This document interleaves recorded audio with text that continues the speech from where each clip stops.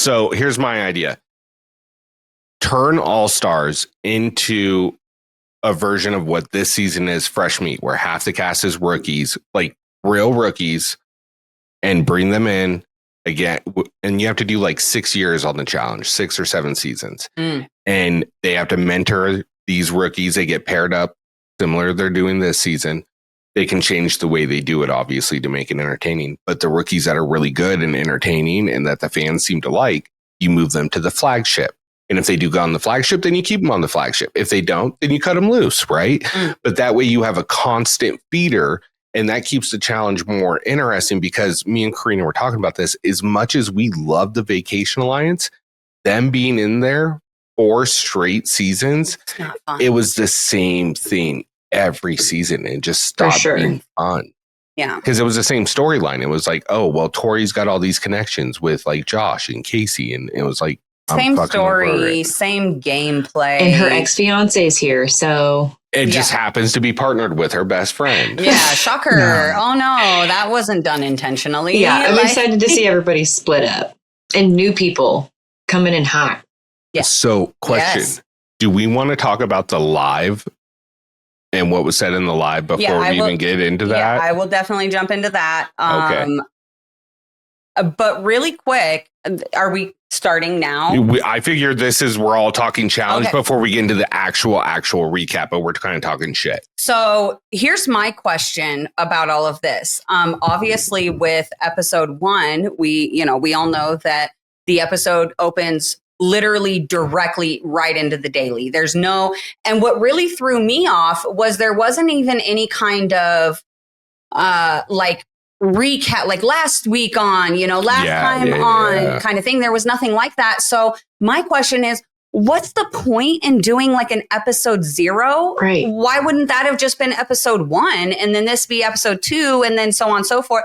It's just very weird. Like, if you're going to do a 0 episode, what was the season that they did a 0 episode? And it was like, I think it was 39 or something. And it was like the whole episode 0 was all the cast was like sleeping in the arena. And the literal whole episode was just them like talking to each other, 39. Drinking, whatever.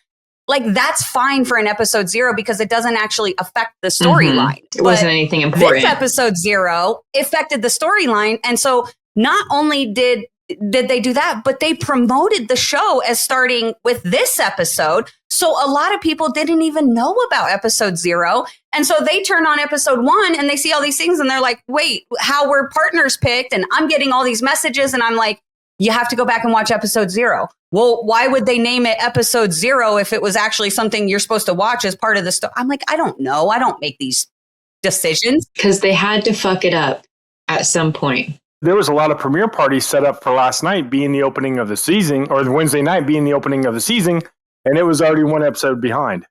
Yeah. I don't get it. It's just weird. I don't get it either. So that kind of threw me for a bit of a loop. I was a little confused by that. No, and they just fucked it up. They should have just done episode premieres July 23rd. Episode 1 is our episode 0. Mm-hmm. Because if you started on the premiere night, like you said, on the 23rd last week. You mean this week? If you start on the 30th, you don't know anything. Yeah. Anything about these people. You missed the mountain climb.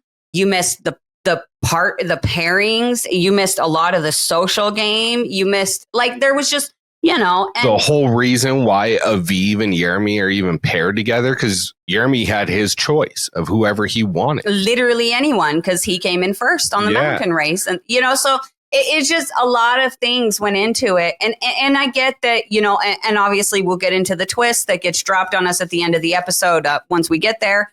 And so I get maybe they thought that episode 0 wasn't as important because these teams aren't going to be, long term. But I don't know. I don't know. I didn't like it. I didn't like how they ran this episode 0 to episode 1. I was not a fan of the lack of promotion for episode 0. And it's just weird. It's just weird. I feel like this is where you should insert, all your ideas are stupid. I need to just put that on the freaking. I don't know why I don't have it on the board. Right? We should do that. Gear it really up for should. this season. Get it ready because we're probably going to need it. All right. Sorry. I'm just getting a little theme for the gram. For the gram. Let's go. Let's pick a trending audio, shall we? You know what? Friday by Ice Cube. Here we go. I did use that earlier, though. Oh, you did? Already on our stories, but how about you could use it again and just use a different part than what it is. I'm just going to type on Friday and see what comes up. Hopefully we get Rebecca Friday. Black. I can't hear it. Okay. Stick it closer to your microphone. It's the Rebecca Black. It's Friday. Everybody get down Friday. I don't even know if those are the right words, but we're just going to keep Ice Cube going and we're going to go, it was a good day. There you go. Yeah. I like good it. enough. Ice Cube feels like a Friday. It does. And it is shared to the story. I feel like I've done my part in helping in the podcast in no way possible, but here we are. With that being said, let's get into this. Welcome back to the Challenge Fandom podcast. Yay. You've got myself, Rick Hayes, my beautiful wife, Karina Hayes. We've got Josh motherfucking Chambers and Alexis Tex Rawson. I don't know about the nicknames if I'm going to keep that going, but I felt this week it was appropriate. Yeah, it's a lot, and I get more and more inebriated every episode. But what's funny is that you tried to not do nicknames last week for our opening episode, and you fumbled so freaking hard. I've done them for 4 years. I know. So it's like when you say your kid's middle name, it's like, that's our name now. Yeah. It's your guy's name. If I ever get mad at you, I'll be like, Josh motherfucking Chambers. I am so disappointed. I'm so disappointed in you. And if you guys don't want me to get the dad voice and be disappointed in you, go ahead and hit the subscribe button, like this video, share it, do what you do. Help us out because we put this content out there for you. At least help us out and get some recognition. We love y'all. I hope you really didn't take offense to that. I give everybody kisses. I kiss Josh sometimes. Josh is like, I didn't know about this. I was asleep. I was sleeping meaty on the couch. Give him a little bill. Never mind. I'm not going to take us down that road. Anyways, but the road I am going to take us down is episode 1 of the challenge. Bets, new threats. Let's fucking get it going. Let's fucking go. Was there an episode title? There might have been, but I don't have it. Honestly, you know what? I bet you there was. Let me look because I did not. I know what it is. I'm so dumb. I'm sorry I didn't write it on the notes. The episode title for episode 1 is Welcome to the Challenge. Oh, so my God. Not too bad. Welcome to the challenge. We've got bananas. I'll give it to him. It's 4 out of 10. It's not bad. It could be worse. I was talking about me. The title, I'll give it a 7. It's a solid 7. Yeah, it's definitely not bad. So therefore that makes it good. I think that's how it works. I don't know. Like I don't make the rules. I wouldn't mind taking that title home to meet my mom. I'm just saying that. Totally. That's what I'm saying. Totally. Hey, all right. So like Karina was saying in the intro, we kind of jump right into this daily that's called Mudball Madness. And could have been Meatball Madness. I think that would have been funny. But just that could be. I also watched Cloudy with a Chance of Meatballs. Yeah, I think there's just literally correspondence. There's literally zero reference at all to anything meatballs. So it was like raining down. Anyways, I understand. Hive mind Cloudy here. with a Chance of balls. There you go. There was. You know what? There was a lot of explaining by TJ in this first part of the episode. Mm-hmm. It felt like he was giving his thesis to us. It did. He definitely did a lot of explaining. And there's actually a few things that I want to talk about before we dive into this daily. Starting off with, I'm not sure if anybody else caught it, but the night that the episode premiered, after it aired on the West Coast, Derek Chavez went live. And that live is currently saved on his Instagram if anybody wants to go watch that one. There was another live that was done after that was not saved for good reason. And I watched that one as well. But the first one, I'm not going to dive too much into. It's pretty much just Derek kind of talking about what happened at the nomination ceremony, why he made the choices that he did. some behind the scenes background information that wasn't actually quite shown on screen, but nothing that really pertains to anything we're going to talk about here. However, during this live, Ben Davis ended up joining the live in the comments, and him and Derek ended up ending this live and then starting another live with Ben. And they were live together for about 20 minutes. This was the live where a lot of things were brought up that made me really pay attention to this daily challenge. And I personally could not see anything through the edit, but the fact that it was said, and it's been said by other people that were there as well, it definitely makes me curious. So apparently, allegedly. Oh, allegedly. Hold on. Actually, that worked like that. Allegedly.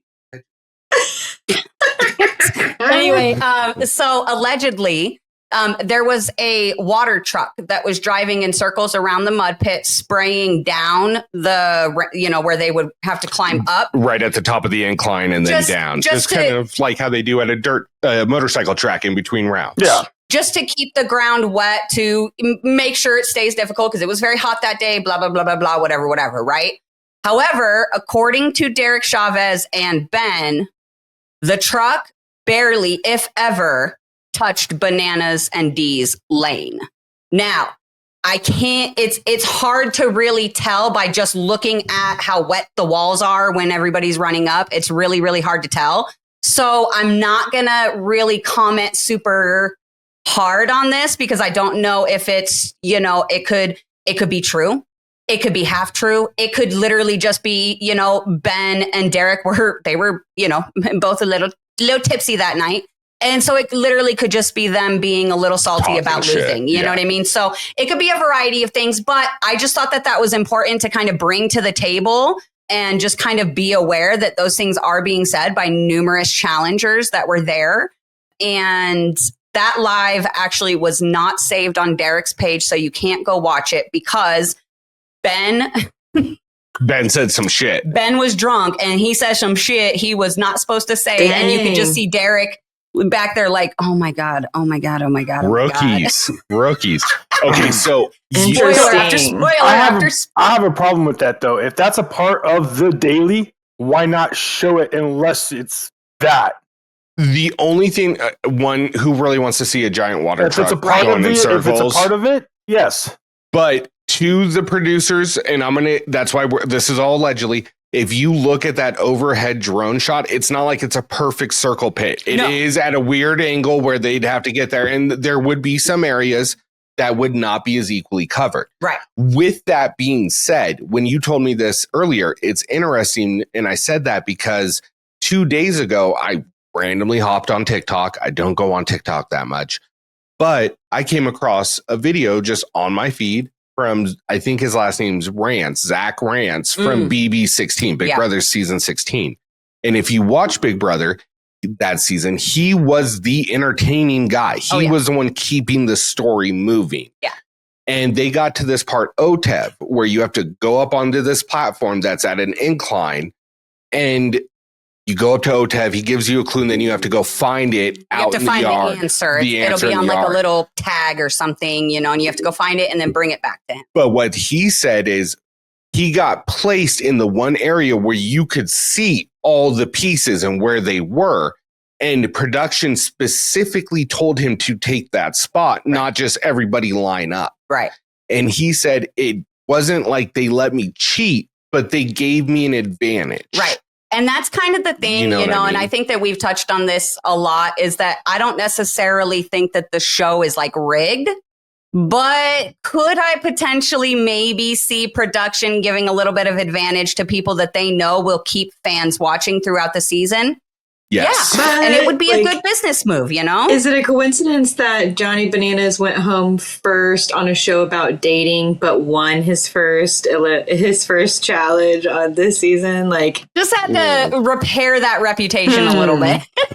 God, the Banana fans are going to be so mad at us in the comments. Right now. I'm not even saying some things I want to say. So Look, I've been wondering though. It's, real quick for Josh. Watch episode 0 because the Inquisition they did, Bananas fucking murdered it. It was hilarious. It was fucking hilarious. Yeah. The only thing that was missing, he would have been like, "Can I see your feet?" Yeah, You literally. know what I mean? But That would have been too far. So yeah, that would probably have been. The one thing I did want to bring up before we actually get into this daily is what TJ brought up, which is the order in which you place in dailies will assign you a set amount of points. So if you get first place, you get 8, second place, you get 7, and so on until 8th place, who gets 1 point. Boo. At that point, it goes down to 0. So my question is, and he says these points will come into effect later in the game. What do you guys think these points are going to be? What are they going to do? Better Do you think it's not- karma points, or better what do not you be think karma it is? points. You're going to have to explain this more to us, TJ, because, okay, who do the points stay with? Because if Right. the partners switch, I think they go with do both. they go with both? Okay. I think it would go with both. I would assume so. Yeah. Okay. It's just. Look, here's my thing. I see a couple of options here. And I'll just be straight up. I hate all of them. I don't like the idea of points, no matter how they're utilized. Like, just let these people go out and compete. And if you suck, you suck. And if you're great, you're great. Like, I don't know why it has to be so convoluted, not to mention with the points and then all the partner switch and then this and that. And we'll get into all of it. But here are a couple options that I foresee that the points could potentially be used for. Obviously, we could be looking at another karma point situation, which is worst case scenario, in my opinion, them being utilized in the final as like an actual checkpoint of the final. I don't like that. However, I will say that I do like that they are points that you earn and they're not just given to you by your friends. So, there's that. Daily performance, right. too. The second option I see potentially the points being used for, and if it's this, we will see it happen very quickly on the next episode, is it could potentially be like, the guy and the girl with the top points get to pick their next partner first, and then second place with the points gets to pick their, and so on and so forth. It determines the order in which you pick your partner when the partner switches after eliminations. The third option that I see, and it was actually one that you brought up to me, was the points being used to gain your ticket or your entry into the final. So I think the only way this is successful where fans like it or don't mind it is, one, it guarantees your spot in the top 8, the last 6 episodes, right? Like, you have to, if you don't have these points by the time we get to the top 8, and it's between 3 points between 8th and 9th, and that's how it determines. Mm-hmm. And then you have your top 8 and everything just proceeds, or you get a little advantage in a mini final. Cool. Or they run it down to the top 4 teams going to the final, and based on where you finish, you get a small advantage. Like, first place gets a 5-minute head start, on second place. Second place gets a 4-minute head start on third. Third gets, so on and so forth, or whatever, something small like that. But if it is something where it determines the placing in the final, I'm going to fucking riot. I'm just saying this right now. Look, I think honestly, the only situation that I would actually be semi-okay with these points is the partner situation. If you perform well in the daily, you get to choose your next partner sooner in the, draft. Yeah. It's got to be important, though, because they have a leaderboard in the house that shows everybody's numbers now. It's got to be something. It's something important. It's something big. So I don't know. I'm not excited about the points. The minute TJ said it, my whole energy deflated. And I was like, really? We're doing fucking points again? It just annoyed me. But I will say, I will get, now that I've done RIP production in their format apart, I will give them some credit. I am very excited that last place in the daily goes straight to elimination. I love that Yes. style of format. I think that it's should be the way for every season. It should just be a staple in the challenge that if you come in last, you go straight in, and the house, or the winners vote. I don't really care about, how the second person gets in, but I've always felt that last needs to go straight in. So I am very happy about that. I'm curious though, how are you guys feeling about the winner being able to save another team from being able to be nominated? No, if it would have been the same thought process as the vets, like it has been in the past, where if somebody you saved doesn't get a vote, if it had gone and worked that way, great. But now you know what's going to happen in the future if you save somebody. I mean, good. You can save somebody. You're going to end up saving somebody that's in your Alliance. alliance. Thank you. So You're good. Words are tough. Words are tough Words are sometimes. hard. So that's my only thought on it. Is are you either going to, since you can't just throw away a vote now, it's going to be somebody in your alliance moving forward. Mm-hmm. That's all you're going to be doing. Yeah, it's just going to show their cards. Yeah. Yeah, that's true. What do you think, Alexis? I How do you mean, feel about it? I don't really see the point, to be honest. But I mean, I guess just to save one of your people. But I feel like they're just adding a little bit too many things. Like switching partners every single time. Okay, now a different person's going to be saved every time. There's just a lot of different variables going on. Plus points. Yeah. Plus, the actual elimination partner switches. Like, whoever loses their partner in elimination is now now exempt from the next day. And it's so much. It's so convoluted. And I don't know why it needs to be all of this. It actually kind of works for me. Okay, so think about this. The points are prominently displayed. You see where everybody's at that point, right? You have to switch partners every episode. And I think that's why this works. It gives you strategy behind it. The fact that you're going to be switching partners, you can make an informed decision on who you want to be with. Yeah. And I think that works. And that's why I like it. I don't know. It's just too much. I agree. Like, look, each individual twist that they're throwing in right at the start of the season is fine for the most part, minus the points. I really just don't like the points or awarding stars or any of that. Hang on, please. Let me finish my thought. And I forgot. Go ahead. No, it's fine. No, I forgot now. I don't even know what I was saying. So go for it. I was just agreeing with you, but I do think that, yes, they can overdo the twists. They don't have to roll it all out at once in episode 1. Well, even if they don't roll it out all once, this is too much for an entire season. Even if they gave us one now, one in the middle, like it's just too many twists. It just makes the game too, I don't want to say confusing, like I don't understand it or like I'm stupid or something, because it's not that. It's just why does it need to be so complicated? I just hope it doesn't make it like hard to keep up with, because we just saw these teams and like had thoughts about these teams, and then like boom, another person. Is it going to matter who they're paired up with? Because there's no way I'm going to remember who's with who every single week. Right. Yeah, and I think really at the end of the day, I'm going to reserve judgment until I know what the points are used for. And not only that, like how it all plays out. It's still episode 1. We haven't even seen a full cycle of elimination, daily elimination.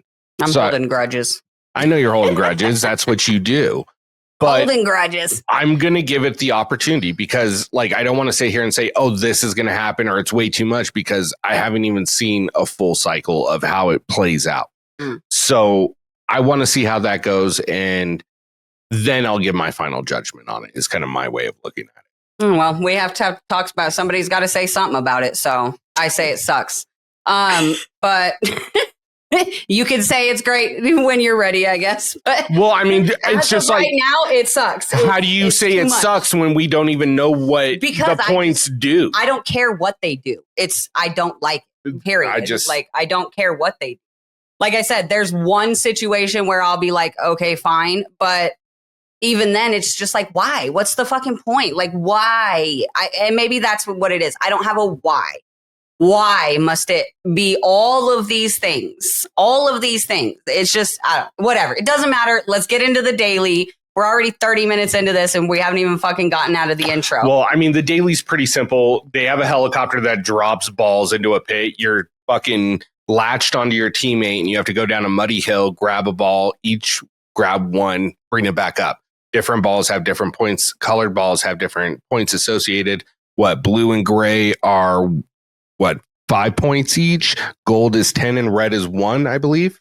Something like that. I don't know. Yeah. It's written down and I don't know. Well, I'm just going with it. So yeah, red is 1, blue and gray is worth 5, gold is worth 10. The gold ones, I'd even see them till round 2. And this was so convoluted because there was so much going on, and the way they were doing the cuts, you couldn't even tell who was doing good and who was doing bad. No, I literally thought Olivia and Cedric were in the lead with Jeremy and Aviv and, Bananas and Dee on their tail, but they were fucking fourth. How did Jeremy and Aviv do as good as they did? Because they're attached at the hip and their size difference is like drastic. Crazy. So like, was he just like lifting her off the ground? Maybe he just picked her up and like, carried her up and running. He just, like how Tori did to Amanda in that freaking elimination. Just like put him up on her hip. Like just got them freaking childbearing hips and put her right there and just, yep. I don't know. But that would probably work for them, to be honest, because she's so small and she's like skinny and light. It's not like she's, so I will say, though, like leading into the daily, there was quite a few funny moments that just really gave me a nice little chuckle. One of them was Anissa teaching Leo what the pre-daily confessionals were for, and then like asking telling production, like, hey, if y'all ever want to give me a job on that side of the camera.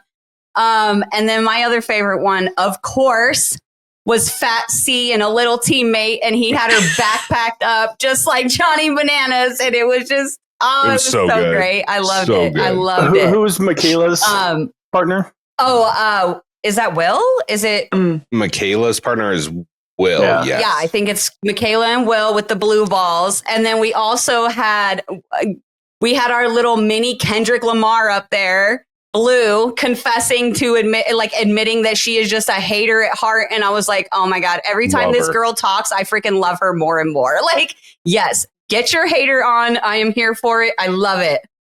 Speaking of earlier, like how Jeremy could just like lift up Aviv. Yeah. Like Gabe could do that with Ashley, but that was not the situation. Like they looked like they were getting fucking hurt on some of those falls.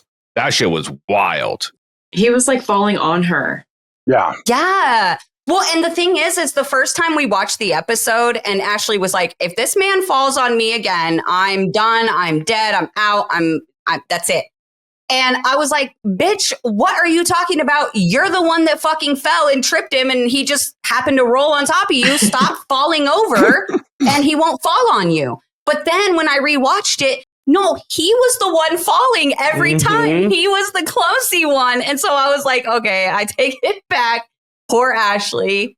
But the one that really cracked me up has to be Turbo and America. The way he was just stringing her along, talking about slow and steady. And she's like, what are you talking about? I knew this guy lied to me. I got to give it to Turbo, though, because I talk a lot of shit. And I really don't enjoy him as a character on the show. I see the reason of him being there, but he is a great partner. Every woman he's ever been partnered with, he treats them with respect. He's constantly working with them, communicating. He is a really good partner. So I want to give credit where credit's due on that. Yeah. Honestly, Turbo might be like one of the top tier male partners in challenge history. Like, even when like him and Nani were partnered and working together and stuff, like even when they were not getting along, when they were in the daily, like he doesn't yell, he doesn't scream, he's very motivational, he doesn't talk like down to them. And you could see it here with America as well. So I will give Turbo that. He does seem like an incredible partner, very supportive, very motivating, and knowing how athletic and gifted he is in that department. I could see him being more of like a Jordan, right? Where it's not necessarily always a supportive thing coming out of his mouth, but he's not. I've never seen anything like that from Turbo. So, props to him. And on the counter side of that, of like probably the worst partner out there has got to be Rogan. Like, did you see the way he was just yanking Adrian around and like push, like, bro, slow down, help her. You guys would have done so much better if you would have actually just kind of worked with her and not told her to take her fucking shoes off. Well, and the thing is like, I'm really curious. Like, I would love, I don't know if Adrian has done any interviews or if she's done, like, if she's talking on social media I would love to learn more about what happened in this situation, because what I didn't realize until I watched that live with Derek and Ben, and then I rewatched the episode, is that Ben and Nani also did the entire thing with no shoes, but didn't really, like, he said their feet were tore up and they had to go to the ambulance after the daily, which wasn't shown, but that it wasn't anything like what happened to Adrian. So there must have been like a really sharp rock or something that just sliced her foot. And I could not imagine. And then even after her foot is sliced open and she's bleeding everywhere, Rogan's like, let's just keep going. And he's like pushing her hard. And it's like, dude, you're not helping the situation. She's literally risking horrible infection to continue this daily for you. Like, at least work with her, at least don't be like yelling at her and stressing her out. Even, I don't know. I'm not a big Rogan fan. Yeah, no.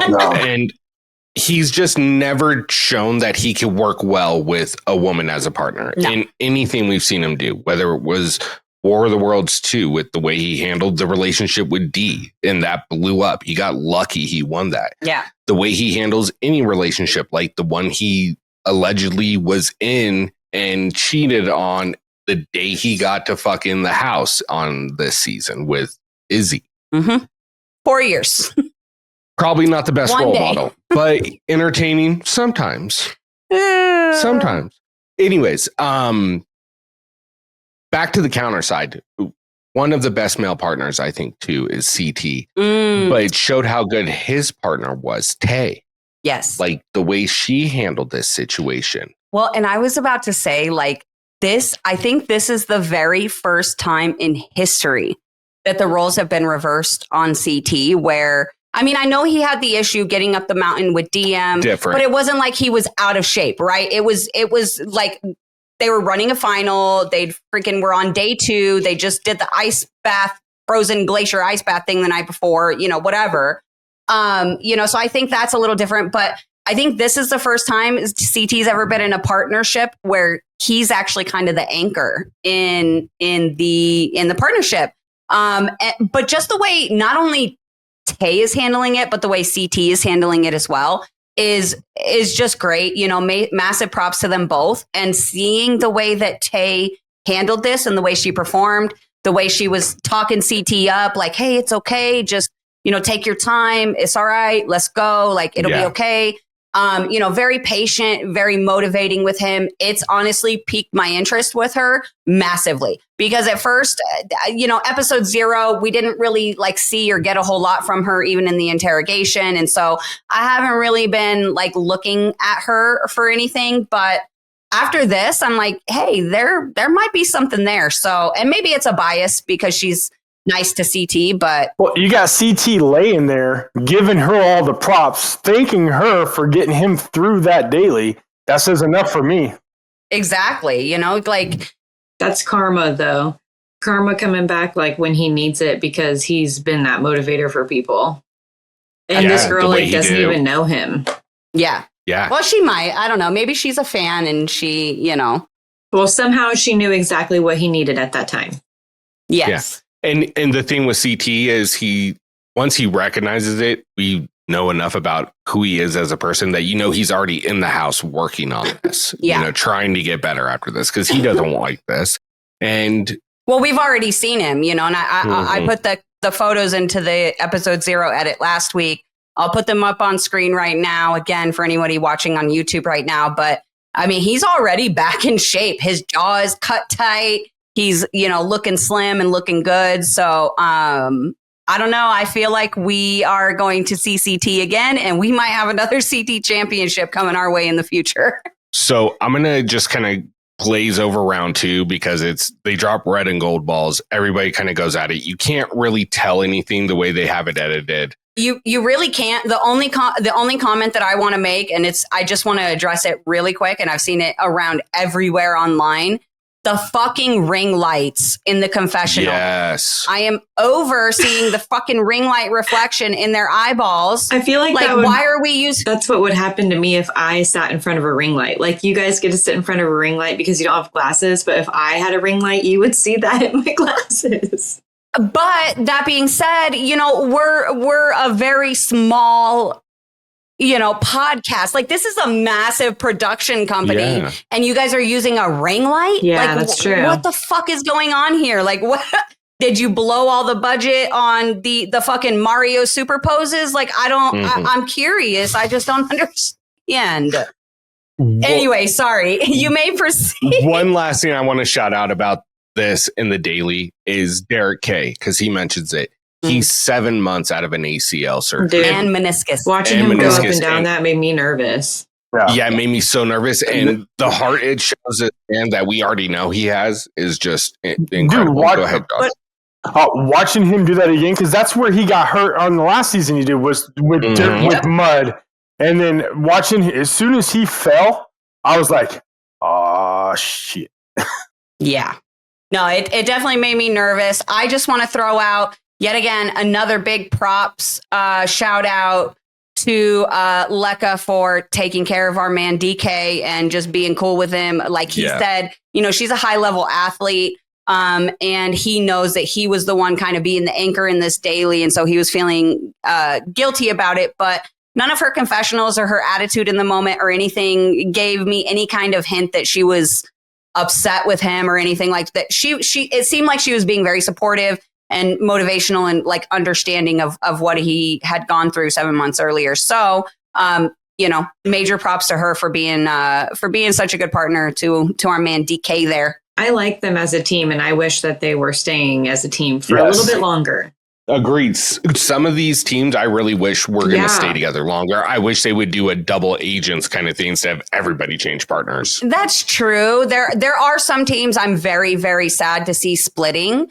But then there are some teams that I'm very happy to see splitting because it's people that I'm interested to see, but I don't necessarily like the vet that they're paired with. And I would love to see the vet go home or like not win, but I would love to see the rookie do good. You know what I mean? So I'm kind of excited about that. For example, I'm very intrigued by D. Don't want to see Bananas win another season. God, I'm just annoying. It's nothing against him. I know the Banana fans are mad about it, but it's nothing against Bananas. He's great. But that's the point. We know he's great. We've seen it for 25 fucking years. I'm done. I want to see somebody else be great. He doesn't let you forget it either. Yeah. It's just, I'm over it. We need new winners that are not named Jordan CT Bananas. Yeah, but maybe that's like the whole, obviously that's the whole point in this. Like, I really feel already that this season, a new person's going to win. I really hope so. Watch it be a single winner. No, TJ said that you won't you won't cross that finish line alone. But are they always going to be vet and new threat? Because I guess that means like a new person will obviously win. But like, I think there's a vast difference with like, if obviously Nani or Anissa, but like even someone like Aviv won, like I'd be cool with that. Like, because it's not an every time thing. Yeah, I'd be fine with like an Aviv. Honestly, almost any of the women there, I would be fine with them winning. Almost any of the men there, I would be fine with winning, except Bananas. And again, it's nothing personal. It's just because I don't want to see an 8th win. It's boring to watch. I don't want to watch Bananas win again. I'm good. So anyway, that's the plus to the partner switching, in my opinion, is that now I get to root for D because she will inevitably be with somebody else next episode, and I'll be able to actually So good point. Anyway, I'm sorry. Go ahead with. I'll get to the final place finishings, but I just want to say this, Loki. I kind of want to see Sydney and Bananas teamed up. I think that would be great. Yeah, because she's like, we'll see it for sure because they like hugged and high-fived and stuff after the daily, so they're already clicking up for sure. So the placements of this daily was 8th place was Naya and Justin, 7th was Leroy and Sydney, 6th Ashley and Gabe, who she thought was Will, 5th was Michaela and Will, 4th was Olivia and Cedric, who we all thought was winning this whole time, 3rd Theo and Izzy, 2nd Aviv and Jeremy, 1st Bananas and D. Losers automatically going in is Rogan and Adrian. Now, I do want to ask you guys, what did you think of the way TJ determined if it was a male or female elimination with the flip of a coin? Sure. Yeah. Sure. Yeah. Okay. It's dudes. Dudes. No, you don't. It's back in my pocket. Look, we'll just pretend that production wasn't in TJ's ear saying, Adrian is off her foot for 5 days, so it cannot be a women's elimination. You need to make it a men's elimination to start. We'll just pretend that didn't happen. Even from like the very first part that we saw Adrian, I was like, oh, she's the new Olivia. So like, I feel like she has already had a lot of confessionals. She's been shown a lot. I already remember what she was wearing in her confessionals, if that says anything. Yeah. Her and Anissa only. So I feel like Anissa did get a lot too. She is like, I feel like a lot of these people are like comparable to older people. Like, okay, this guy's got the brains. Like Cedric's got the brains. He's the new Kylan. I like him a lot. I like him honestly, so much. A lot of people. Like I could go down a list of all the people who I'm like, okay, yep, even Chauncey. Like there's a new Chauncey. Adrian, I feel like is here to stay for a while, and it's no coincidence that she's not in the elimination and doesn't have to play in the next daily. Yeah, she gets exempt. It's once again not necessarily cheating, but production making things happen. Yeah, that's truly what I believe. Now, that's not a confirmation for anybody out there. Don't be like, oh, Challenge Fandom podcast said that. It's an assumption based off of what literally just makes sense. We say a lot of shit.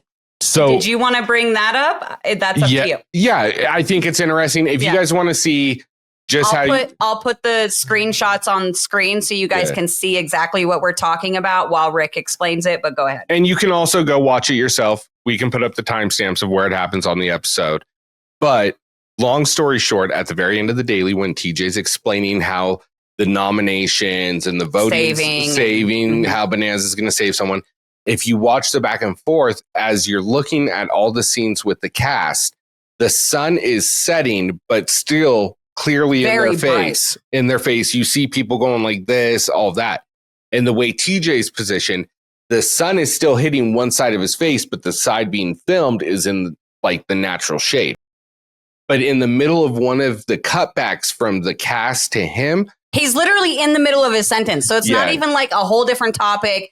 No. Mid-sentence, it cuts back to TJ. And it's dusk. There's no more sun anywhere. And then it cuts to the cast and there's sunlight. And then it cuts back to TJ and there's a little bit of sunlight. Cuts back to cast, sunlight. Cuts back to TJ, full dark. I'm like, what the fuck did you guys do? Like, how bad did you fuck up this line here? And the rest of the whole scene is all in the sun is setting, but still brightly in their faces. Yeah. To the overhead shot of them walking away where it's dusk, where they showed how TJ was filming. So clearly TJ had to refilm some lines. And instead of just having him refilm the whole thing, they're like, just do these little parts in between. Like nobody will notice the time of day difference. We noticed. I do. So after this, we go back to the house. We get a scene of Bananas and DK talking about what Bananas wants to do, potentially save Ben and Nani, because obviously Nani. Yeah. And Ben's a badass motherfucker. Just putting that out there. Well, and Rogan was already throwing Ben's name around. And, so Bananas obviously is going to try to save Nani. And they know what we all know at this point, which is Olivia is working with the UK side of the house, and Bananas is trying to create a counter alliance to keep himself from getting thrown in there and getting the house steamrolled. So he's already thinking we got to take Rogan's ability to go up against anybody other than another UK person. Right. So they're just strategizing on who to send in. Honestly, it wasn't super important, but the part that really stuck out to me, number one, was that they are both entirely convinced that Olivia orchestrated the entire UK alliance when it was not Olivia that orchestrated it. It was like Izzy and Jake and all of them. Rogan. Like Bananas is so used to having rookies come in and just fangirl over the show and fangirl over the vets and not have any plan that it's not even clicking to him that these rookies actually came in with a plan and they are actually working together this time. And it's just so funny to watch it because we're getting to see both sides that he's not, but I just found that interesting. And then I laugh every time this happens when somebody's like, like Derek and Bananas are sitting there, Derek K and Bananas are sitting there talking, strategizing, and they're talking about how, Rogan is, running off to join this UK alliance and just doing whatever they want and just being a sheep over there and letting other people run his game. And then Bananas goes, yeah, all right. So I'm going to vote this way and I need you to vote this and this person to vote that. And then Derek's like, yeah, of course I'll do that. And I'm like, you're doing the same thing. Like, like, how do you guys not see that it's the same thing? Like, it's just how alliances work. It doesn't make, and this is not me sticking up for Rogan at all, but it's just funny to me. Like, when people don't even realize that they're doing the same thing that they're like criticizing somebody else for doing, it always makes me laugh. So. Corporate needs you to determine the difference between these two pictures. There is no difference. They're the same picture. The only reason I thought that discussion was very important between DK and Bananas was they're clearly talking it needed to be UK versus UK. And then when it comes to the voting part, I'm like, where'd this discussion go? Yeah. What happened here? Okay, sure. Okay. Yeah. After they leave, they go to my favorite part of every episode, which is the club scene. Except this wasn't a fucking club scene. They were at a bar and it was quiet and a little bit of music playing in the background. Everybody talked. This was not a real club scene. I'm going to put that. These are not your favorite club scene. This is not. This is like quarantine club scene. This was not good. Really, all that happened was Rogan proclaiming that he wanted to go against someone smaller than him, Justin or Ben. No, was it Ben? Will. Yeah, Ben. It was Ben or Justin. Yeah. And as he's saying this, he tells all of his like friends in the bar, and he's like, just going to tell you guys because I don't want the whole house to know. And it's like 7 people. It's like, bro, the whole house knows now. Yeah, literally. Plus, the thing that threw me off is like, Will is sitting right there and Will is really good friends with Justin. You think that they would like kind of be noticing these friendships. Why would you just... While Rogan is talking to Ben, Naya's right behind him. Yeah. Oh my God. I'm like, seriously? Dude, that was horrible. I'm like, what kind of conversation is this? And Naya's just like, I heard all of it. Well, the part that killed me is the whole conversation with Ben. Ben's just like, yeah, bro. What I bought your back. Yeah, whatever you want to do, bro. Yeah, you're telling me you don't want me in there. I don't want to go in there. Let's just make this happen. Yeah. Because Ben was all set to politic and he's just like, shit, I ain't got to do nothing. He literally, Yeah. I would have rubbed Rogan's feet. Stay out of elimination. Yeah, whatever, man. Whatever, fuck it. Anyways. My God. Yeah, that was a wild shit. But Naya brought up a good point after she basically didn't eavesdrop. She just stood where she was and heard everything Rogan said, which is, if my partner goes home, does that mean I go home? Because we don't know at this point. You know what I mean? It really started making me think about how are they going to handle this whole situation. I will say really quick, one of the things that really stood out to me in this moment with Naya, she was talking, I can't remember everybody she was talking to. Oh, it was Derek and Olivia. And she tells Olivia, she's like, oh, blah, blah, blah. What if he loses and I end up getting sent home too? And Olivia just looks at her and she goes, girl, he's going in. Like, first of all, I just want to give major props to Olivia because she honestly feels like such a different player this season. Like, she came to fucking play the game. And I feel like the old Olivia, like a season or 2 ago, this would have been a moment where she would have cracked, right? Let me help my friend. Let me do what I can for my friend instead of what's best for the full alliance. But in this moment, she stood in her power and she said, no, he's going in. There's nothing you can do. If you end up going home, I don't know what to say, but I can't do anything. Like, my hands are tied. It is what it is.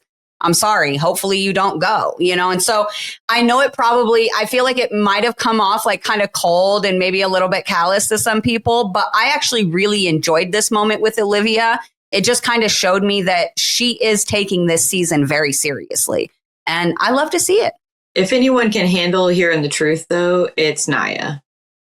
Exactly. 100%. Like, she would probably appreciate like Olivia being real with her instead of not. Yeah, absolutely. I don't think that Naya necessarily took it. I've just seen like some comments online where people are like, Olivia didn't have to be such a bitch about it, blah, blah, blah, blah, blah. And I'm like, she wasn't. She was just, girl, he's going in. Like, it's too late for that. Like, it's already done. Yeah. Like, there's nothing you're going to be able to do. Olivia and Naya are friends. And if you would want anyone to be brutally honest with you, it would be a friend. Yeah. Like I would expect Josh or Karina or Alexis to look at me and be like, Rick, you're fucking up, dude. Yeah. Or your partner's going in. He's going. There's no way you can pull it. Yeah. Like, I would respect that a lot. And I want to say, like, if you really look at in the way this season's kind of starting, where Olivia's being kind of the main focus and seems like she is somewhat helping orchestrate an alliance against Bananas. Mm-hmm. Her 3-season arc is wild if you really think about it. It's one of the most wild 3-season arcs ever. First season comes in, 3 elimination wins, daily wins, partnered with arguably one of the greatest male rookies we've ever seen. She's one of the greatest female rookies we've seen in a long time. Mm-hmm. Goes to the final, probably competes for a win if it isn't for a fucking 1 in a bajillion shot of a golf ball. And then the next season comes in and pulls off one of the biggest betrayals we've seen since Bananas stole the money and Ashley took the money. Yeah. And then comes back the next season, redeems herself, and then begins a rivalry with which we are going to probably see play out through, I'm assuming, this season, knowing these two. Yeah. Like, wild fucking arc, and I'm here for it. Like, so props to Olivia for bringing it for these last 4 seasons. Agreed. She quickly became one of my favorites. She's one of my favorites. You just like don't have a choice. Like, you can't say she's not a good competitor. You can't say she's not good socially. You can't say, all the things. She's got all the things. She's very well-rounded challenge. Mm-hmm. She had 2 injuries in the final and still wanted to go. Yes. Yeah. Massive injuries. Not just like I fell and twisted my ankle. No, she literally broke her fucking face open and cut her hand and wanted to keep going. Like, what? God. Just thinking about it makes my fucking head hurt. No kidding. Bro, and also I know that we've submitted this request before, but I would like to submit a second or third or fourth or fifth request, but please stop showing us. Stop. We all remember. Stop showing it in flashbacks, okay? We don't need to see it. Oh my God. It just every single time they flash back to that, I'm just like, I can't. Please stop. Okay, we all remember it. I promise. Nobody, no challenge fan has forgotten about that moment. And I do want to lead into this next theme by reiterating what I was saying as far as the Olivia Bananas dynamic is one of the scenes we get in the club is Theo talking to Bananas, kind of confronting each other as far as like, bro, we're not targeting you and all of this. And Bananas is like, dude, no, like I can see it. Like, I'm not dumb. Oh, you're just paranoid, Bananas. And Bananas, I love that you wrote this down. Like, I'm not one of your girlfriends, Theo. You can't gaslight me, coming from one of the all-time master manipulators that's ever played this game. Fucking Bananas. The biggest gaslighter ever on this show.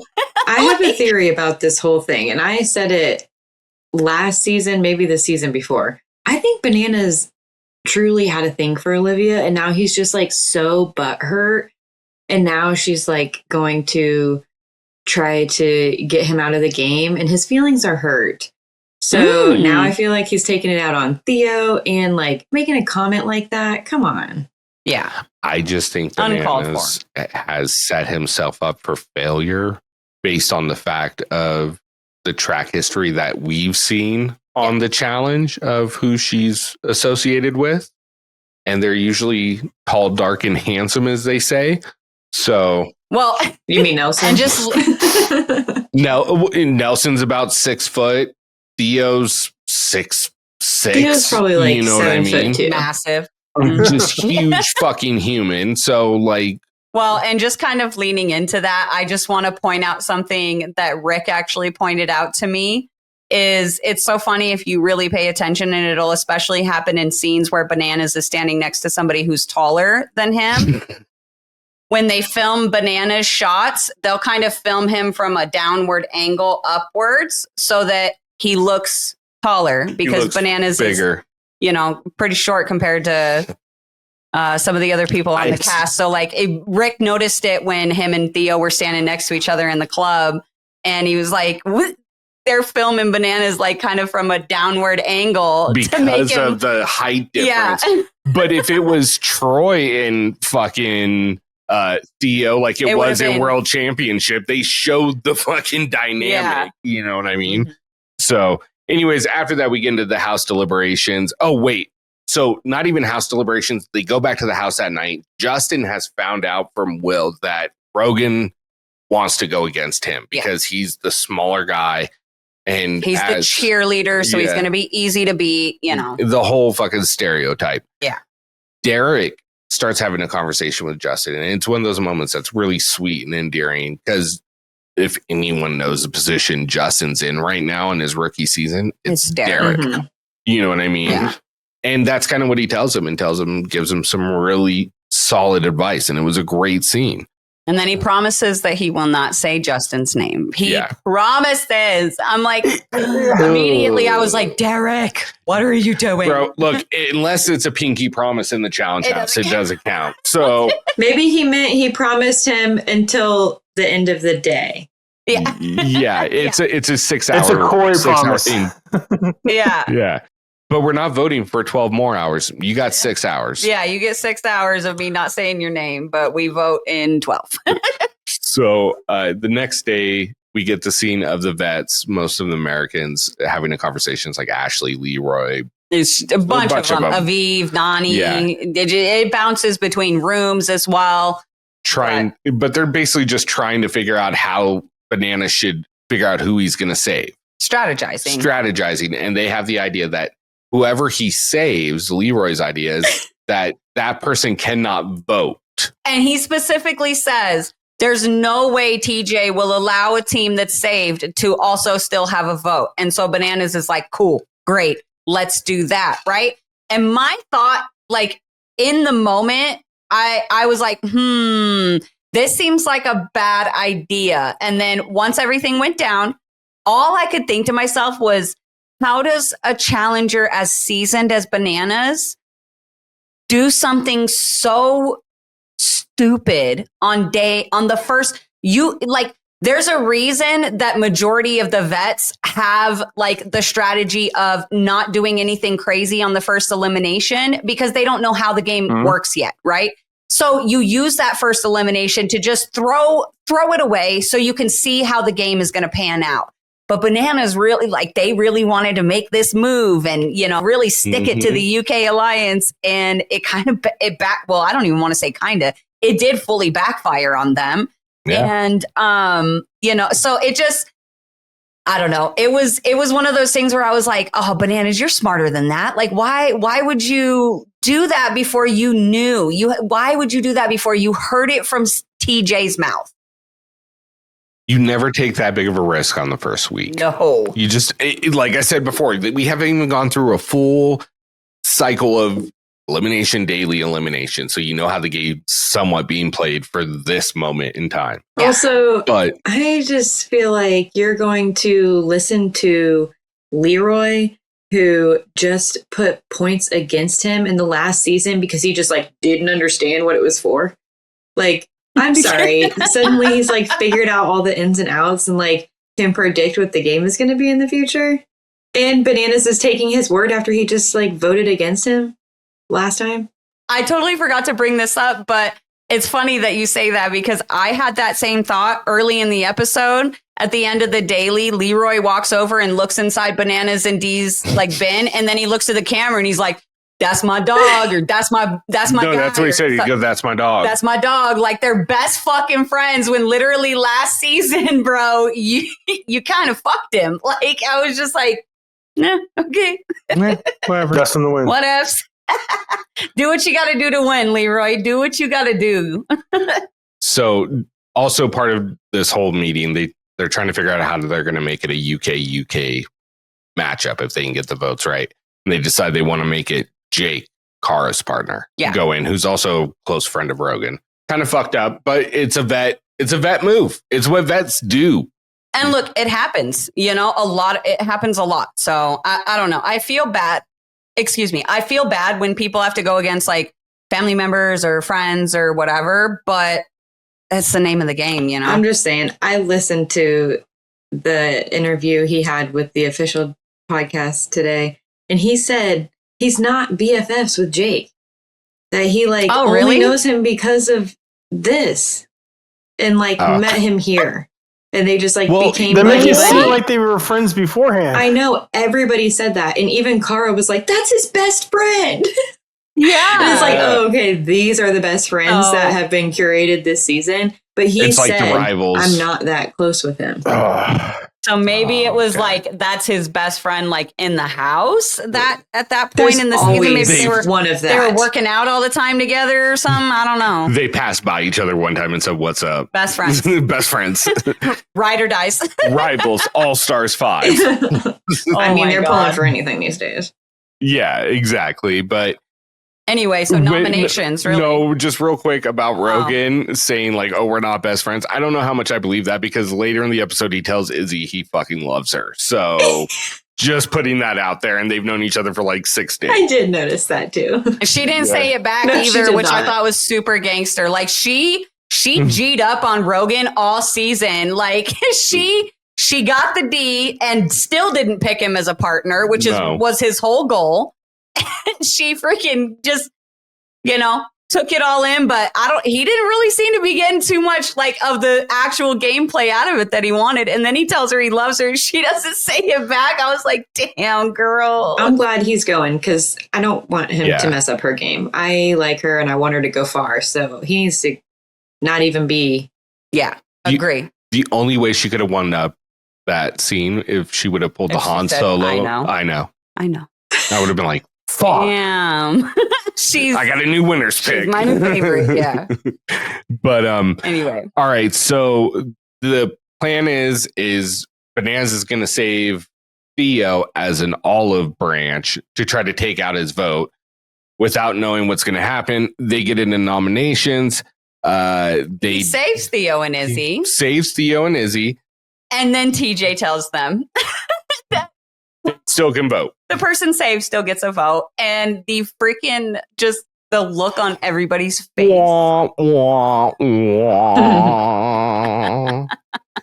It was glorious. I loved it so fucking much. It was amazing, for sure. But the funniest thing is if everybody would have voted the same way, it wouldn't have messed up anything, even if Theo still got a vote. It was going to be the same way. I mean, yeah. If they tried to plan out the Jake thing the night before, they probably would have had a better success on it because they could have kind of corralled the votes and actually get a good numbers. But they just did it so haphazardly. So it ends up being Justin. The big fucking surprise is Derek K. Oh, I'm sorry. Go ahead. The only reason that I give Derek C a pass for Derek C, is because it was possibly going to affect Kara's game. That's the only reason that I'm just like, I was That's upset. What he said. And then at the very end, I was just like, well, he was protecting Kara because he didn't know what was going to happen to her. So, well, and that was the thing. That was a lot of what Derek talked about on that live that I said is on his Instagram. And I will include the link down in the description for anyone who may want to go like watch that live and hear Derek's description. I think it's probably like 20 or 30 minutes long, something like that. But anyway, that's pretty much the gist of what he said is he's like, look, like everybody else that was on the table that was being discussed, it had partners that I wanted to protect. And then he goes, for a while there, I considered burning my vote on Ben, but then we would have ended up with a tie. So then what happens? And then that causes a whole nother, circle of chaos kind of thing. So he was like, I made a decision in that moment. Like, yes, I like Justin and he's like, I never wanted him to lose. I didn't want him to go home. But at the same time, I have an alliance that I have to put first. And unfortunately, it came down to a very quick decision between my alliance and Justin. And I had to choose my alliance. And he's like, everybody can be mad at me. He's like, I feel like shit. I feel guilty even still to this day. And he's like, but, I had to do what I had to do. And like, I told him, I was like, look, in the moment, I was shocked, but it wasn't like my God, I can't believe Derek did that. It was more They're of just best friends. it was like, oh my God, Derek, like you don't play like this. So it was just kind of shocking. Like, wow, like I've never seen Derek really do something like that. And so it was almost like exciting. Mhm. And, and I get where he's coming from. It's the game. His vote didn't matter. Yeah. It did. Yeah. Justin got 3 or 4 more votes. Even if he switches, it's still 2 or 3 more votes. If Derek than Jake switches, would have it's gotten. 7-7. Yeah, would've exactly. ended That's in a what I'm tie. saying. Is it would have ended in a tie, and even whether he voted, it would have ended in a tie if he had burned on someone else. And No, if Derek would have burned on somebody else, it would have ended 8-7-1. No, it wouldn't have. I'm looking at the votes right Wasn't now. it 8-6? Jake, no. So Jake, 3, 4, Justin, 5. Justin, Jake. So Jake's got 4 in a row. That's 5. So it's 5-2 right now. Then it's Justin. That's 5-4. 5-4 Jake to Justin. 6 Jake. It was 6-7. Was 6-7. Okay, so it's 6-6, and it goes to a tie at that point. He's not going to do it. Yeah, but I'm saying if Derek had burned, Yeah. it would have ended in a tie. It would have ended 6-6 instead of 6-7. He wasn't the last vote, but it was a contributing vote. For some reason, I thought Same thing would have happened like if CT and Tay had just burned on somebody else, they would have ended in a tie. Technically, CT and Tay is what pushed it over, which is actually, ironically, the vote I want to talk about because this one really intrigued me. And I don't even know if it really like landed with anybody else. But number one, out of all of the teams, CT was the only vet that allowed his rookie partner to actually speak at the nomination ceremony and give their vote. Like she was the one who delivered the vote. CT did not. And then just, CT coming in and just saying, look, I know that, the house wanted Jake, but Jake's tied to Cara and that's the end of that option for me. And I was like, look at how far he's that's come. that, and that's understandable. But I did really appreciate the fact that CT, it's just, he rides or dies for her. Well, not even just that, just with his partner, allowing his partner to be the one to deliver the vote, to talk at the nomination ceremony. He's giving her experience, real experience, and not just standing in front of her and saying, this is my game and you're just attached to me. He's letting her be involved. And I really love that about CT. Like, I think CT is one of the best vets to like take on rookies. Like the way he takes them on and coaches them and teaches them and motivates them is very, like Darrell is another one that does it very well. So anyway, I just really wanted to give CT props for that because I thought it was very cool that he did that. And none of the other teams did that. All the other teams, the vet spoke. Well, and just to kind of speak to that, that makes me think of when we interviewed him and he mentioned that idea for a season where it was all the vets and they were just coaching them. Yeah. Not actually playing along with them. But just coaching new players. Yeah. And secondly, Josh, sorry for proclaiming so loudly you were wrong when you were right. I'm an idiot. I'm working on being accountable for my actions. Well, you're not the numbers guy. Our numbers guy's missing today. I thought I wrote it down right because you know me. I don't take notes. I actually wrote notes down. Nice. I did a little bit too much of that in the garage, and numbers are not my friend right now. It's all good. I'm not like a beautiful mind. I mean, last time I went against you guys, I was 100% wrong. This time I just happened to be right. Josh was like, no, I'm right, God damn it. I was just like, nope, I shut up. I was like, nope, okay. I'm not on the challenge, so I'm working on being accountable. So just wanted to do that. Love you, brother. Love you too, man. And with that being said, I really love this arena for the eliminations. Did you hear Cara say? Oh, sorry. Go ahead. Were you about to mention what Cara said? No. Go for it. She was like, whose job was it to sharpen all these pencils? I know. I was like, pencils? Well, because like the arena, palm trees. The whole arena is outlined in. Yeah. It literally looks like pencils. They do. They look like giant pencils. But here's my question. Did anyone else, when they walked into this arena and got up on the platform, did anyone else get fucking season 16 island vibes? A little bit. You know what I mean? Like and then I even went and looked and it's almost like an upgraded version of what they had on the island. Weren't they staggered a little bit on the island? Yeah, but they had like the big bamboo pieces everywhere and built up, and they had the 2 different levels of the state, you know what I mean? And so this one's a little more, like I said, a little amped up, a little, more done up and bigger, way bigger, of course. But I just thought it was interesting. Like, as soon as I saw it, I was like, oh my God, did we just like time travel or something? Like, where are we? If you downgrade the lighting on the current season a little bit and make the film a little bit rougher, it looks very similar. Okay, but for real, guys, I really like this elimination inertia. I thought this was fucking cool. And because it takes the physical aspect, but you also have to be a problem solver and figure out that it's not just about brute strength. It's about consistency and momentum, very much like learning how to swing. You know, there's a very certain way you have to do it. And to watch them figure this out and the way they did edit this elimination, I really enjoyed it. You know what it really reminded me of? Almost like a reverse version of Leroy's rope thing, like right? The but this counter, time you're on top of it. The counter, the opposite of it. Yeah. Right, yeah. You know, whereas like with Leroy, he's hanging underneath the bar. This time you're kind of on top of the track. You know what I mean? I mean, I know it's a little different, but that's kind of the vibes that it gave me. And it's kind of the same.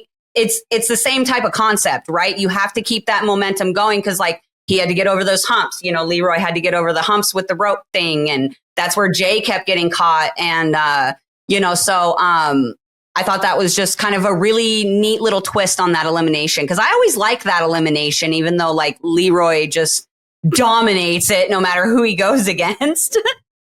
It was...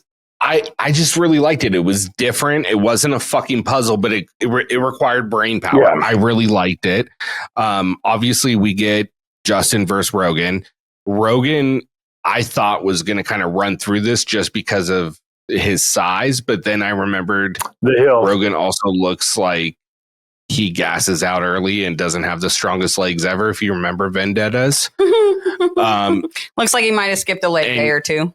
With Justin being a cheerleader, he probably has the best core strength of anyone in that house, just based on the fact of the act of lifting those girls up and holding them and being able to keep that balance. That core strength is intense. So this did play into his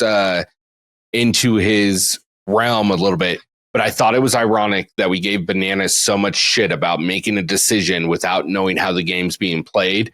And Rogan, a vet, made the same mistake, assuming it was going to be a headbanger. So he wanted to pick a smaller guy, and it played into this other guy's fucking strength. Yeah, Wheelhouse, pun intended. So, yeah. No, I really enjoyed this elimination. I thought it was and it was exciting. It was, I was definitely rooting for Justin. Again, not a huge fan of Rogan. And after the whole pom-pom, comment and all of that, I was like, dude, I hope Justin goes down there and fucking embarrasses you. And then he did. Yeah. So I was really, really happy with that. Here's something that I learned on the live with Derek and Ben is apparently at some point during this elimination, Justin's wheel fell off the track completely. Oh, shit. And it took them like 15 minutes or so to get the wheel back on. And the entire time they're doing that, Rogan is still like trying to get over that hump. So he even had that amount of time. No, they didn't, because that was still technically part of, know what I mean? I want to fault them on that. That makes sense to me. Part of it is staying on the track or whatever. I know it's stupid. I hate it. Like the Horatio DK one. That is the impression that I got from what they were talking about, is that is how it went down. Now, maybe they did stop it, but the way they were talking about it was that his wheel fell off. He had to get it back on, and Rogan was still like trying to go, but he just literally could not go. He was fully gassed. They said that it was very apparent that he went in at 100%, 110% right out the gate, and just wore himself out trying to get over that first hump. And then when it came to that second one, he had nothing left, So, but yeah, apparently he even had that extra time and couldn't get over that hump. So I was rooting for Justin like fucking Michaela was. I was all on him. I'm I was glad like, they let's finally go. like showed that, because that's been a scene in all the previews, and I've been waiting to see like who is she cheering for like that. Watching Justin sit there and be down on himself and actually stop, and then watching Michaela and then everybody else just start yelling his name, start telling him this is what you need to do. And then him just getting that second win, watching that and hearing that, and then watching him destroy Rogan, loved it. It was the best elimination I've seen in a long time, with the best outcome that I've seen in a long time. And I loved every minute of it. Yeah. It was redemption for Jay. Yes. Thank you. I was going to say that and I forgot to, so thank you. So shout out to Tony, redemption for Jay. Yes. Yes. So once again, like we said, after Rogan gets eliminated, he goes and gives Izzy a hug, tells her he loves her. And that was awkward and cringe. I'm sorry. Can't it just forget gets that me part. every time. Yeah. And then TJ tells him it's time to pick new partners. And that's where it cuts. Real quick before you get into what the fan said, I did want to say something about the preview, which is I forget what season it was. I think it's Free Agents, that type of hall brawl in the circle. Woo, I'm excited for that. Let's go. Maybe they spent a lot of their budget on eliminations finally, and that's why they have to use the ring lights. Maybe. And you know that's what? okay. If that's the case. If that's the case, I will retract my statement about the ring lights, because I would rather have badass eliminations and actually good dailies. You know, so if that's the case, then all right, fine. Just no more high-low kerplunk. Yeah. No more of that. I don't want that. No more card games. Yeah, that was weird. No more guessing if I have a star in my box. Oh my God, I don't want it. I was right there with you, brother. Boy. You are forever a freaking 15-year-old boy. Let's look for that star later. Oh my God. Jesus. So what did the fans have to say about this episode? Her skin's starting to match her shirt. All right. So I'm going to run through just a few of these. Shout out to Nori_K_T. Watching Rogan gas out after getting the whole house to put him against Justin was so satisfying. Yes. 1000%. It felt so good in my soul. It felt right. Shout out to Jenna, Brienne16. Loved. And the elimination was the first time I've actually cheered out loud since the CT backpack. So I'm really glad that you enjoyed it that much. I was also cheering out loud, but I tend to do that a lot. So let me see. Hershey Kiss. Shout out to Hershey Kiss. I love you, girl. I do too. Oh my gosh, she's amazing. But she says, I can't wait to see Olivia's glow up this season. And then she also mentioned the Turbo versus CT argument with a little devil emoji and a hand. So that's going to be exciting. One that I really wanted to shout out here, shout out to Ludacris_810. Luda. Love this guy. He is so awesome. Huge supporter of the podcast. He's been around, God, maybe from day one. Yeah. I'm pretty sure. But he says, to be honest, the seasons don't excite me as much because they need a longer break. So I kind of wanted to talk about this just for a second. I know we actually, for the first time in a while, we got a decent break between All-Stars 5 and 41. Do you guys feel like the break was long enough, or do you guys think that they need to go back to doing just one season per year? I am good with 2 seasons per year. Like one All-Stars, one flagship, or what's or even 2 flagships, but let's peel back the number of episodes. I don't need 22 episodes. Give me 14 to 16. That's my sweet spot. Give me about 3 months. Then you give me 3 months off, do another 3 months, 3 months off. I'm good with that. Yeah. That works for me. But this fucking World Championship, USA 2, 38, 39, 40, fucking All-Stars 4, 5. It's too fucking much, bro. Yeah. And that's not even as a podcaster who has to recap this shit. That's as a fan. Sometimes distance makes the heart grow fonder. True. Now, if they were to give me 3 in a year, if it's like a flagship, All-Stars flagship, I don't want to see anybody that's on All-Stars on the flagship. I want to keep All-Stars different than the flagship. That's what I think it should be. And if they break it up like, or like your ideal earlier, if they make it like a fresh meat sort of thing for All-Stars, because there's no world rules. Yeah. Don't give me Nerese on All-Stars. Yeah, don't give me Devin on flagship and then 3 weeks later Devin on All-Stars. I want different people. I don't want that. Yeah. Mm-hmm. Get it. So really quick, just a couple last shout outs. JC_Lakers says, is everyone over bananas like I am? Most of us here are kind of over it. But there are still a lot of people who literally watch just for bananas. So he was funny, but he does bring entertainment. Makes me roll my eyes because it's just like so fucking typical. They have to have a villain. They have to have an anti-hero. They have to have they have to have it. It's Karina's equivalent of hearing all my jokes again and again. She's just heard them for 10 years. Like they're funny, but after 10 years, it's like, okay, yeah. Yeah. And then the very last one, which I already know everybody here and probably everybody in the fandom also agrees with. Shout out to Rufus_the_Poochie. They say we needed more CT pro tips, and I agree. Yes. Ditto. Yeah. But I am glad that they're back. Yes. I am glad that they're back. Who's your guys' MVP? Justin. Just need one. Justin. Okay, who you got? I'm going Justin all the way. Props for what he pulled off. Who you got, Alexis? I'm going Justin too. And when we originally were talking about who we were excited to see, I said him and Adrian, and they were both like big players in this first episode. Yeah, they were. So okay, I'll agree, Justin. So Justin was our threat this episode. Who was our non-threat? I'm gonna go Rogan.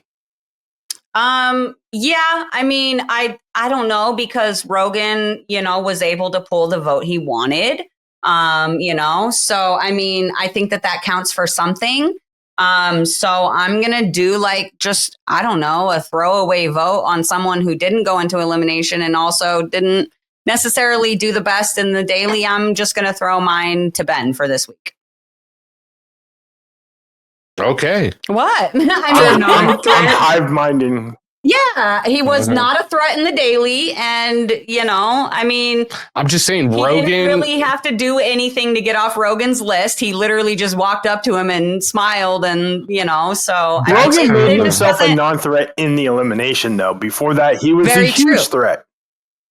Here's my thing is, though, Rogan, yes, he got what he wanted, but that was the house's decision, not because of Rogan. That was Rogan's alliance's decision because of Rogan. And then they gave him what he wanted out of respect, too.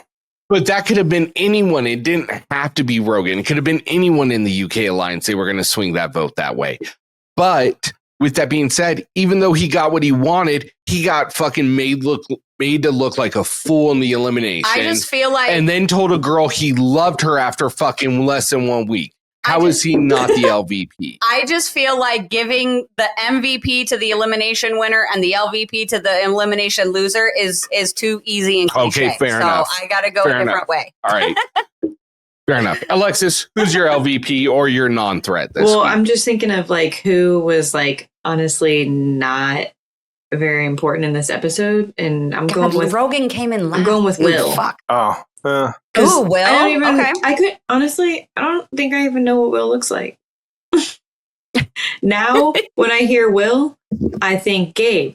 So now, I get Will and Jake confused. See, I know those two. It's when I'm not paying attention, all of a sudden they'll say Justin. I'm like, which one is it? It's just one of the white guys. Which one?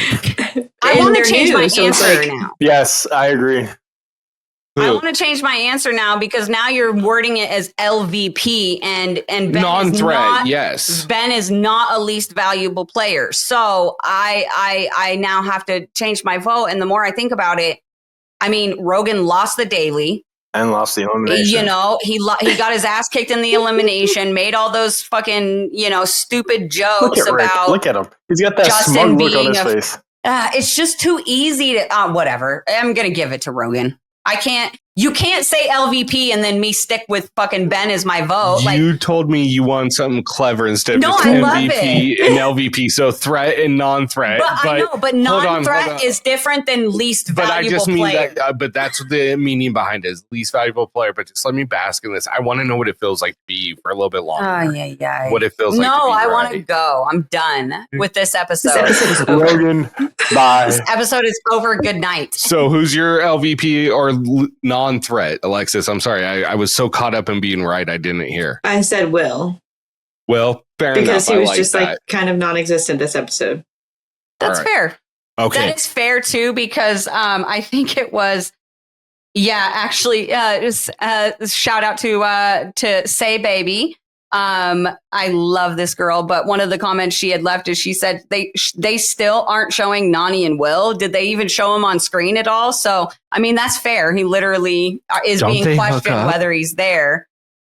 I don't know if I thought I heard somebody. She does with somebody. But she hooks up with someone. I just don't know who it is. Anyways, never mind. There's your little preview for the rest of the season. Do you guys have any closing thoughts before I get us out of here? I've rambled so much this episode. So, I'm excited for this season. So welcome back.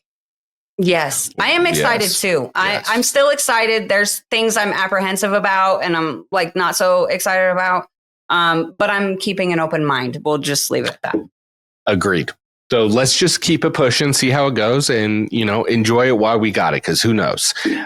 With that being said, for myself, Rick Hayes, my beautiful wife, Marina Hayes, got Josh motherfucking Chambers, and last but not least, Alexis Tex Rawson.